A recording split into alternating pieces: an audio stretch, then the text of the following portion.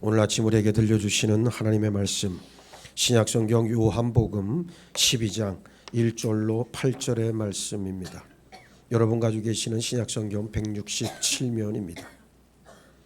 봉독하겠습니다. 6월절 엿새 전에 예수께서 베다니에 이르시니 이곳은 예수께서 죽은 자 가운데서 살리신 나사로가 있는 곳이라. 거기서 예수를 위하여 잔치할새 마르다는 일을 하고 나사로는 예수와 함께 앉은 자 중에 있더라. 마리아는 지극히 비싼 향유 곧 순전한 나드 한 근을 가져다가 예수의 발에 붓고 자기 머리털로 그의 발을 닦으니 향유 냄새가 집에 가득하더라. 제자 중 하나로서 예수를 잡아줄 가룟 유다가 말하되 이 향유를 어찌하여 300데나리온에 팔아 가난한 자들에게 주지 아니하였느냐 하니, 이렇게 말하면 가난한 자들을 생각함이 아니요 그는 도둑이라 돈깨를 맞고 거기 놓는 것을 훔쳐가미리라. 예수께서 이르시되 그를 가만두어 나의 장례할 날을 위하여 그것을 간직하게 하라. 가난한 자들은 항상 너희와 함께 있거니와 나는 항상 있지 아니하리라 하시니라. 아멘. 자, 오늘 본문 말씀을 통해서 향유 냄새가 가득하듯 예수님을 사랑하라는 말씀을 여러분들에게 전하겠습니다. 시편 126편 1절로 6절 말씀에 여호와께서 시온의 포로를 돌려보내실 때에 우리는 꿈꾸는 것 같았도다. 그때에 우리 입에는 웃음이 가득하고 우리 혀에는 찬양이 찼었도다. 그때에 문나라 가운데서 말하기를 여호와께서 그들을 위하여 큰 일을 행하셨다 하였도다. 여호와께서 우리를 위하여 큰 일을 행하셨으니 우리는 기쁘도다. 여호와여 우리의 포로를 남방 시내들 같이 돌려보내소서. 눈물을 흘리며 씨를 뿌리는 자는 기쁨으로 단을 거두리로다. 울며 씨를 뿌리러 나가는 자는 반드시 기쁨으로 그 곡식단을 가지고 돌아오리로다 그랬어요.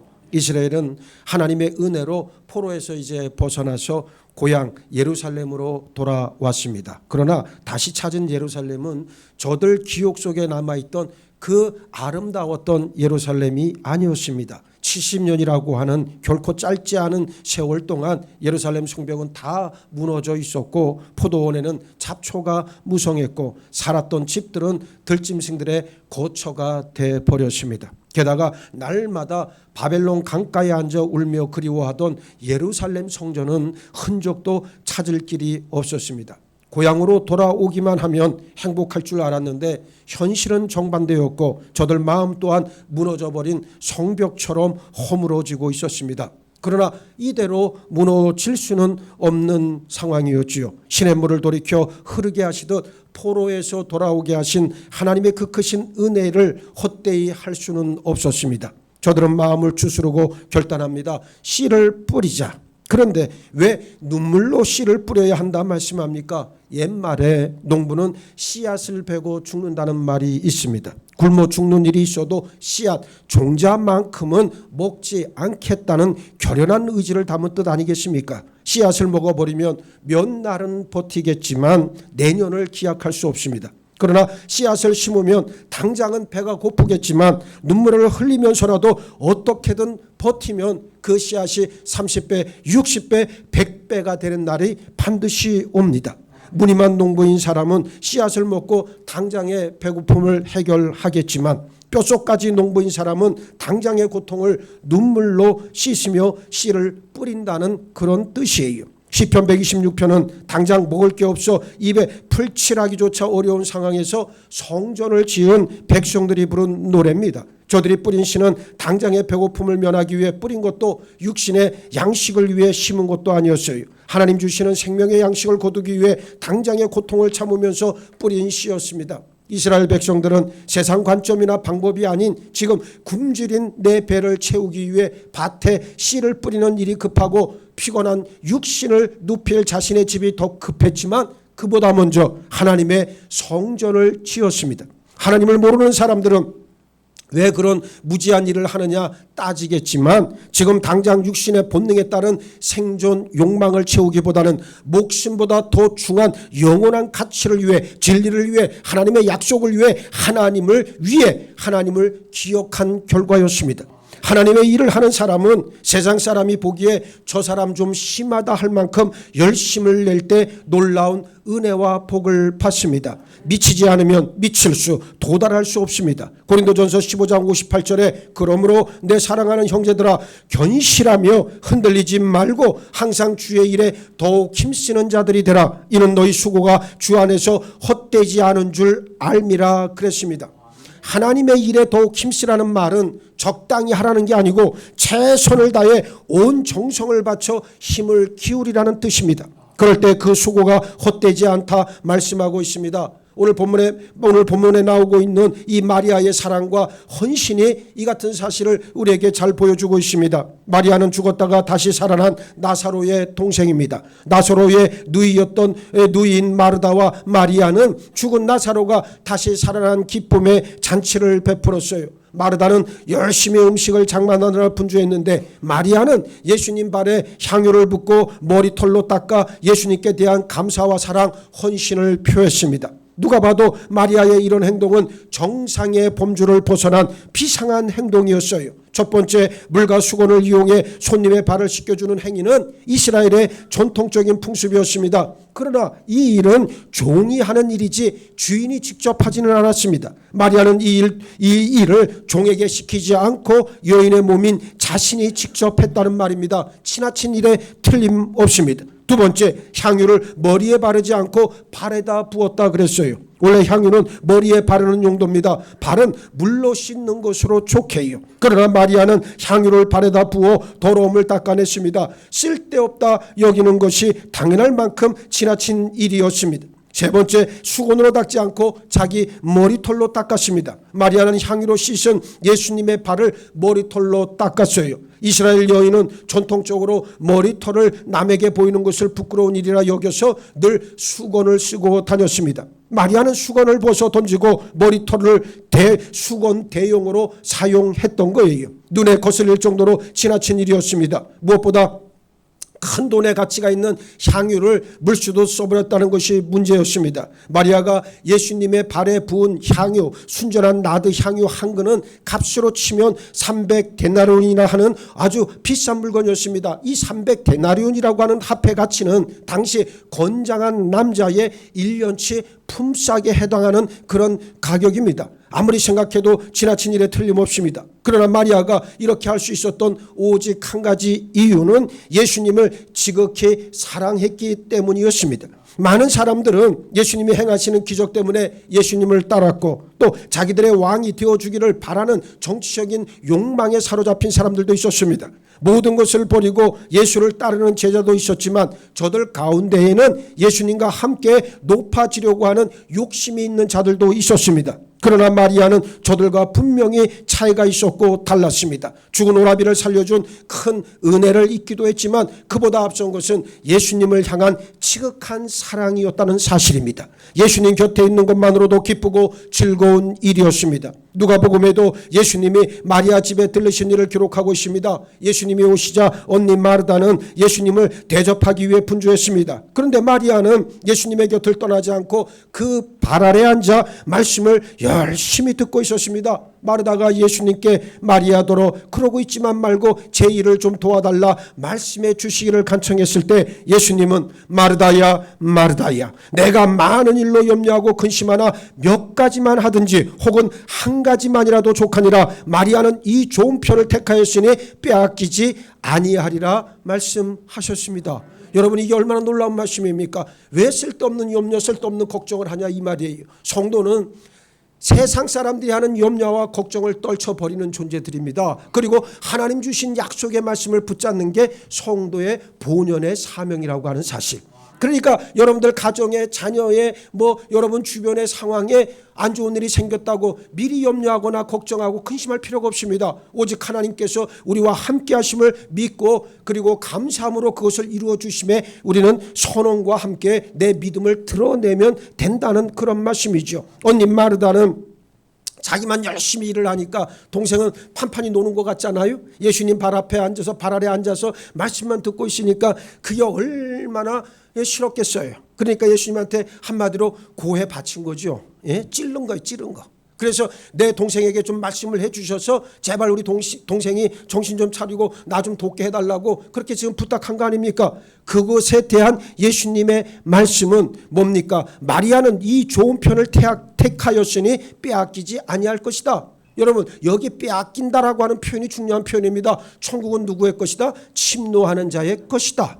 천국은 빼앗아 들어가는 자가 이기는 겁니다. 진리가 여러분들에게 전해졌을 때, 주어졌을 때 탁 잡아야 돼. 이걸 우리가 진리의 파지라고 말하죠. 진리의 파지라는 게 뭐겠습니까? 꽉 움켜 잡는 걸 말하는 거예요. 한번 진리의 말씀, 약속의 말씀, 내 구원의 하나님을 내가 잡았다면 어떻게 해야 됩니까? 더 이상 놓지 말아야 됩니다. 끝까지 붙잡고 가야 믿음의 경주에 최선을 다할 수 있다는 그런 말이죠. 마리아가 전념하고 있는 한 가지, 마리아가 좋아하는 것, 예수께서 빼앗기지 않으리라 하신 것이 무엇이겠습니까? 예수님 곁에서 예수님을 바라보고 예수님의 말씀에 귀 기울여 듣는 일입니다. 왜? 예수님을 지극히 사랑했기 때문입니다. 사랑은 그래서 공감이에요. 누군가를 사랑하면 그 사람의 말에 귀 기울이게 되고 그 마음을 나누고 함께 기뻐하고 함께 슬퍼할 수 있습니다. 이 사랑이 마리아로 하여금 도를 넘었다 지나치다 생각되는 일을 꺼리낌 없이 하게 만들었다는 말이잖아요. 여러분들이 청춘 때, 젊었을 때 지금의 여러분들 집에 사시는 분을 만나서 사랑하고 연애하고 결혼할 때를 한번 생각을 해보세요. 그때 어땠습니까? 온갖 가머니설로 전부 다 그렇게 하늘의 별도 따르겠다는 등 뭐 별별 소리를 다 해주잖아요. 그게 거짓말인 줄 알면서도 어떻게 합니까? 듣잖아요. 그게 곧대로 이제 그냥 믿어주는 거지. 왜 그렇습니까? 사랑하니까. 사랑하면 상대방이 싫어하는 일을 안 합니다. 할 수가 없습니다. 왜 그래요? 사랑이 중요하니까. 공감이니까. 당연한 겁니다. 그런데 오늘날 많은 사람들이 이 사랑이라고 하는 것을 너무 많이 오해하고 있어요. 현실적인 이해관계로 사랑을 대처하려다 보니까 자꾸 문제가 터져나오는 거잖아요. 그래서 사랑은 어떻습니까? 한 눈을 감아주고 한 귀를 닫고 상대방을 바라보면 되는 일 아니겠습니까? 나도 말은 이렇게 하지만 난 사실 그렇게 하고 있어요. 내가 무슨 말 할까 봐 그랬어요, 여러분. 나 그렇게 살고 있는 사람이에요.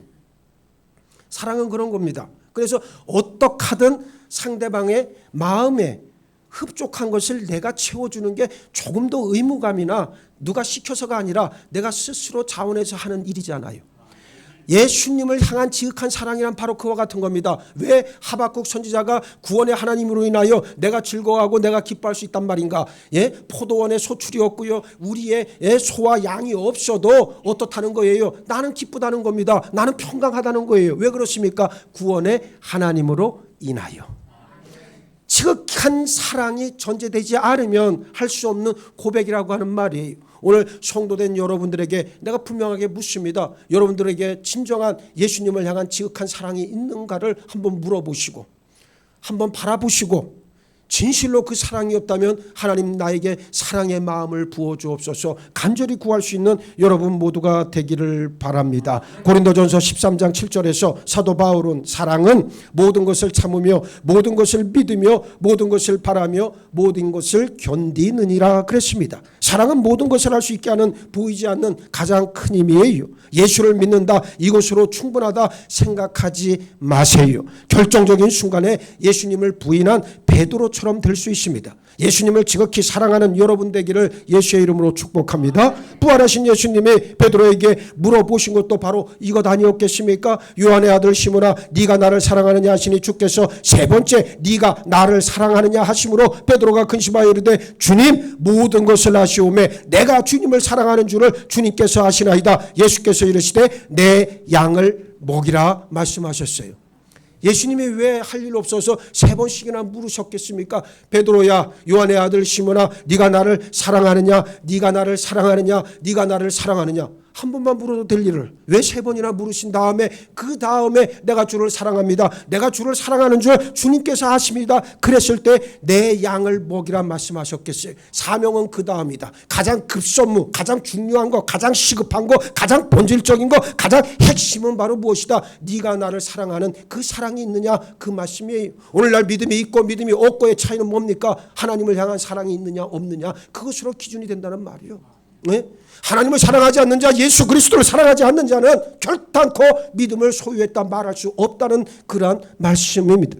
세 번을 똑같이 나를 사랑하느냐? 우리 주님은 물으셨습니다. 핵심은 사랑입니다. 우리 믿음의 근본 역시 예수님을 향한 지극한 사랑이 밑바탕이 되어야 한다는 사실입니다. 여러분, 하나님의 일은 내가 한다고 해서 되는 게 절대로 아닙니다. 예수님을 사랑하는 자만이 자신도 모르게 하나님의 일을 합니다. 마리아가 그랬잖아요. 마리아는 오직 예수님을 사랑해 향유를 부어서 그 발을 닦아 드렸지만 장차 예수님의 장례를 준비하는 일이 되었습니다. 이런 마리아의 지나치다 싶은 행동에 대해 가룟 유다가 우리들의 사람들의 일반적인 생각을 대변해서 말하지요. 본문 5절에 이 향유를 어찌하여 300데나리온에 팔아 가난한 자들에게 주지 아니하였느냐?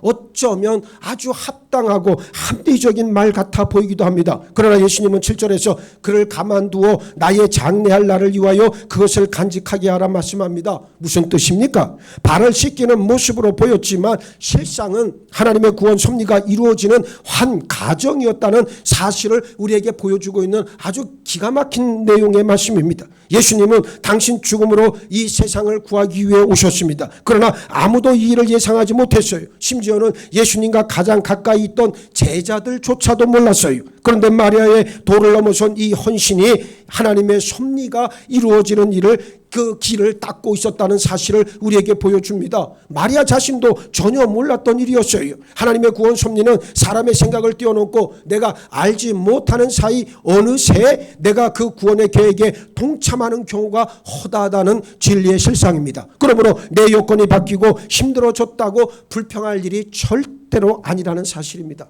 부지불식간에 하나님께서는 나를 통해 당신 구원의 역사를 이루어 가십니다. 오늘 여러분을 통해 우리 예수원교회가 다시금 하나님 부어주시는 거룩한 부흥의 사명에 쓰임받을 수 있도록 여러분들을 그 자리에 초청하고 계시는 줄 누가 알겠습니까? 그러니 여러분들의 주변이 조금 어려워졌다고, 상황이 조금 나빠졌다고 불평하거나 원망하지 말기 바랍니다. 사람의 소리를 내지 말기 바랍니다. 하나님의 말씀만을 입 밖으로 내는 여러분 모두가 되기를 바랍니다. 내가 준비되지 않으면 그 그릇으로 사용될 수가 없다는 그런 말이에요. 좋던 나쁘던 기쁘던 괴롭던 동일하게 변함없이 하나님만을 바라보고 나아가는 여러분 되기를 축복합니다. 8절 가난한 자들은 항상 너희와 함께 있거니와 나는 항상 있지 아니하리라 그랬습니다. 가난한 사람은 항상 있어요. 유다가 말하는 구제는 항상 해야 할 일입니다. 그러나 예수님의 장례는 오직 한 번밖에 없는 아주 특별한 일이잖아요. 항상 해야 할 일조차 하지 않는 사람에게 평생에 한 번밖에 없는 일을 하라고 할 수는 없습니다. 유다의 속마음이 그렇잖아요. 6절 이렇게 말하면 가난한 자들을 생각함이 아니요 그는 도둑이라 돈꾀를 맞고 거기 놓는 것을 훔쳐 가미로라 그랬어요. 명분은 그럴듯했지만 그 속마음은 돈에 대한 탐욕으로 가득 찼을 뿐입니다. 일상적으로 도를 넘어 헌신할 수는 없습니다. 또 그렇게 할 필요도 없어요. 그러나 우리가 평소에 마땅히 해야 할 일을 하지 못하면서 특별한 때 특별한 헌신을 할 수는 없습니다. 마땅히 해야 할 일을 하지 않으면서 우리 생각을 넘어서는 예수님의 명령에 순종할 길이 없다는 말씀입니다. 하나님이 아브라함의 믿음을 확인하신 것은 굳이 이삭을 바치는 일을 통해서만은 아니었습니다. 아브라함은 이삭을 바치기 전에도 이미 믿음의 사람이었습니다. 이삭을 바치라는 명령은 사람의 상식이나 하늘의 이치를 뛰어넘는 일이었습니다. 그럼에도 아브라함이 아들 이삭을 바칠 수 있었던 것은 하나님께서 이삭을 다시 살리실 것이라는 굳건한 믿음이 있었고 그 바탕에는 하나님을 향한 무한한 사랑이 있었기 때문에 가능한 일이었다는 말이에요. 예수님은 마태복음 10장 37절에서 아버지나 어머니를 나보다 더 사랑하는 자는 내게 합당하지 아니하고 아들이나 딸을 나보다 더 사랑하는 자도 내게 합당하지 아니하다 분명하게 말씀하고 있습니다. 아브라함처럼 하나님을 사랑해 보지 못한 사람은 아브라함의 일을 이해하지 못합니다. 마리아처럼 예수님을 사랑해 보지 않으면 마리아의 이러한 일을 우리는 이해할 수 없습니다. 보통 도를 넘어 헌신하는 사람을 보면 대개는 마음이 불편해지는 게 인지상정입니다. 유다처럼 어떤 트집을 잡아서라도 그렇게 할 일이 무엇이냐 따져 묻게 됩니다. 사람들은 그럴싸한 명분을 내세워 시기와 질투, 자기 탐욕을 합리화합니다. 또 누군가를 섬기는 일을 본인은 하지 않으면서 남이 하는 모습을 보고는 그렇게 하지 마라 말하고 꼬드기기도 합니다. 믿음이란 예수님을 향한 지극한 사랑이 밑바탕이고 말씀의 뼈대를 통해 기도라는 근육이 생겨지면 헌신과 섬김이라는 손과 발이 작동되는 이치와 같다 말할 수 있습니다.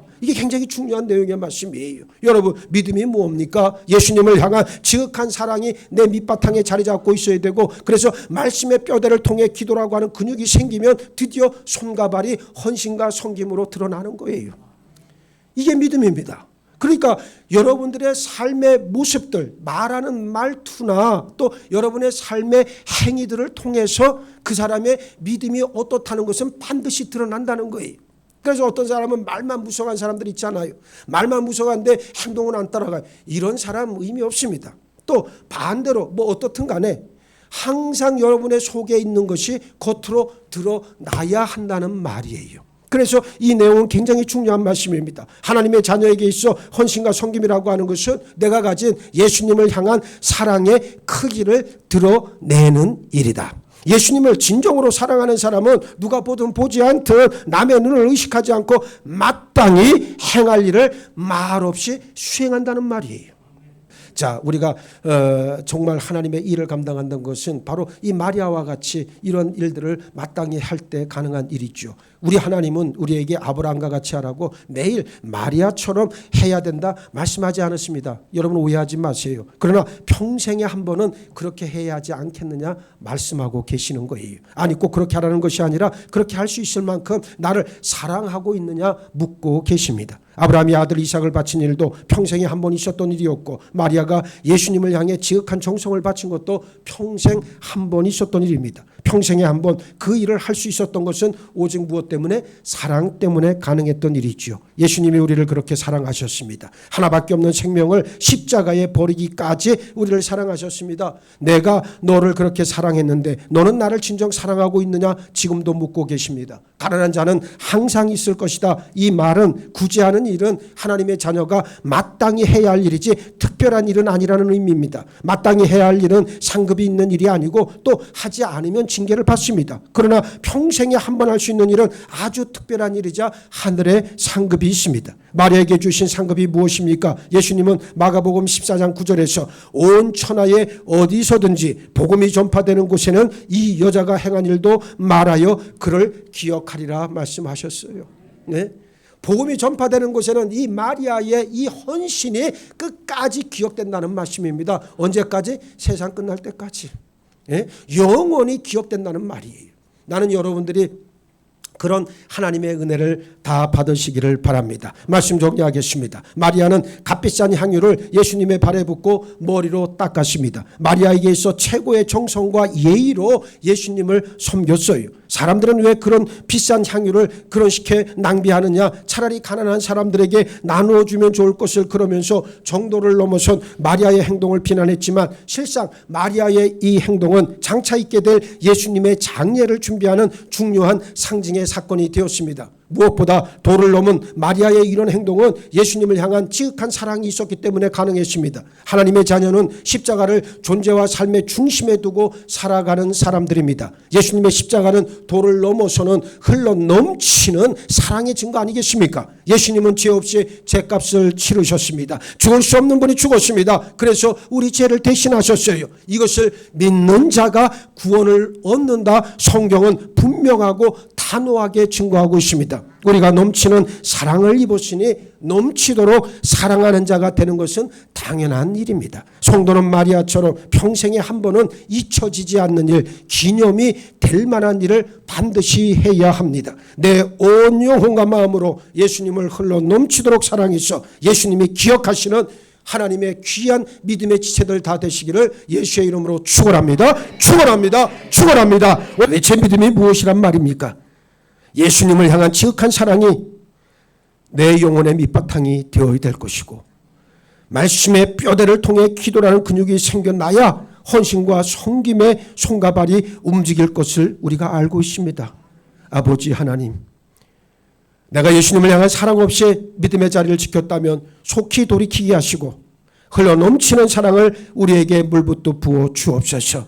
마리아처럼 평생에 한 번은 잊혀지지 않는 일, 기념이 될 만한 일을 우리가 반드시 이루어가게 하시고 예수님 기억하시는 성별된 지체들로 다 세워주시고 그 길 가운데 인도하시고 축복하여 주옵소서. 감사하오며 우리 주님 예수 그리스도 이름 받들어 기도하옵나이다. 아멘.